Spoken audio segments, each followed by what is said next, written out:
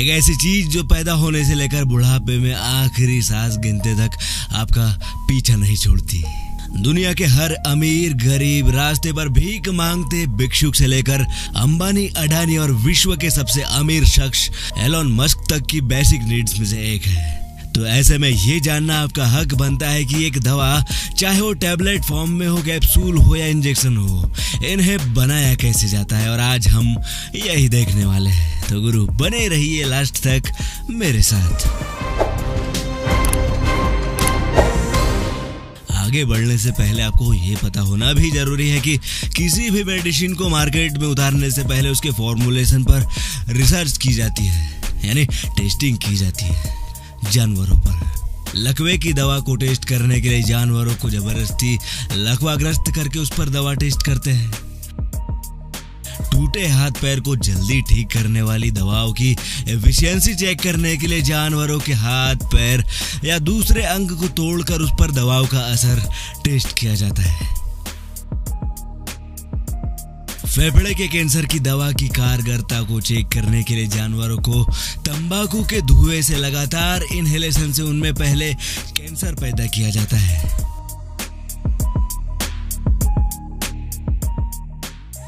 देखिए, इस प्रोसेस को देखकर आपको गुस्सा तो पक्का आया होगा, लेकिन ये सबसे जरूरी प्रोसेस होती है, क्योंकि बिना एनिमल टेस्टिंग के वो दवा अगर डायरेक्टली इंसान यूज करने लगे तो इंसानी जान के लिए खतरा भी ये बन सकती है।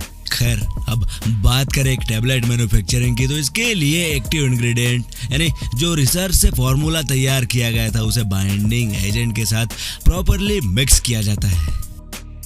ये बाइंडिंग एजेंट वो ही इंग्रेडिएंट्स होते हैं जो हर टैबलेट में 5 mg, 10 mg, 500 mg के बहुत छोटे एक्टिव साल्ट जो असली दवाई के कण होते हैं उन्हें बांध के रखते हैं। अब जब मिक्सचर तैयार हो जाए तो इसे एक बार बॉईल करके एक्स्ट्रा अननेसेसरी पार्ट्स को बाहर निकाल लिया जाता है और इस बचे फार्मास्यूटिकल मिक्सचर को ड्राई करके पाउडर फॉर्म में कन्वर्ट कर लिया जाएगा।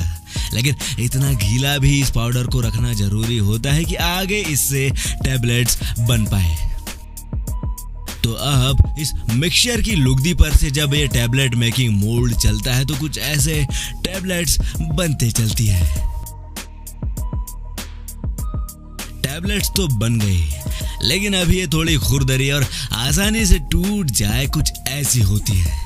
तो अब बारी आती है इन पर कोटिंग करने की, जिससे ये प्रॉपर सॉलिड और देखने दिखाने के लिए भी थोड़ी अच्छी बन जाती है। और इस प्रोसेस के लिए इन सभी टैबलेट्स को इस रोटेटिंग ड्रम में डालकर इन पर आर्टिफिशियल फ्लेवरिंग एजेंट्स और टैबलेट्स को जिस भी कलर का कोट करना है वैसे कलरिंग एजेंट्स स्प्रे करके अच्छी तरह 40 मिनट तक घुमाने के बाद चिकनी, सॉलिड और चकाचक टैबलेट्स तैयार है। और तैयार हो चुके इस हर 500 टैबलेट्स के एक बैच से कुछ टैब्स को क्वालिटी टेस्टिंग लैब में कड़ाई से टेस्ट किया जाता है। ये देखा जाता है कि क्या ये एक निश्चित टाइम में घुल रही है, क्या इंग्रेडिएंट्स की मात्रा लिमिट से ज्यादा या कम तो नहीं हो गई, और यहाँ से पास हो जाने के बाद ही इस लॉट को अप्रूवल मिल पाता है। और अब फाइनली बारी आती है इन लाखों टैबलेट्स को पैक करने की। तो देखिए, पहले तो कुछ ऐसे स्ट्रिप्स में इन्हें प्रॉपरली फिक्स किया जाता है। अब ये पैकेजिंग मशीन इन्हें ऊपर से एल्यूमिनियम रैप करके अच्छी तरह से पैक आखिर कर देती है।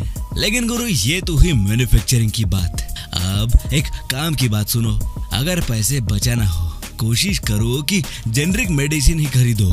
देखिए, दवाएं दो टाइप से मार्केट में बिकती है, एक जेनरिक जो कि कौड़ियों के दाम में मिल जाती है, और एक एथिकल या ब्रांडेड जो कि जेनरिक मेडिसिन से 10 गुना ज्यादा महंगी करके बेची जाती है, क्योंकि ब्रांड इनकी मार्केटिंग में ही इतना पैसा फूंक चुका होता है कि ब्रांडेड दवाओं के रेट आसमान छूने लगते हैं। ब्रांडेड दवाएं जेनरिक दवाओं के मुकाबले महंगी होती हैं, जबकि दोनों का असर एक जैसा होता है। फिर भी कई दवा कंपनियां डॉक्टरों को लालच देती हैं और डॉक्टर मरीजों को पर्चे में जेनरिक दवाएं लिखने की बजाय ब्रांडेड दवाएं लिख देते हैं। इस मामले में जानकारी का अभाव और डॉक्टरों की अजीबोगरीब और मुश्किल हैंडराइटिंग मरीजों को सवाल पूछने का मौका ही नहीं देती और मरीजों को मजबूरी में केमिस्ट से महंगी दवाएं खरीदनी पड़ती। लेकिन यकीन मानिए, इन दोनों की कारगरता में कोई भी अंतर नहीं रहता।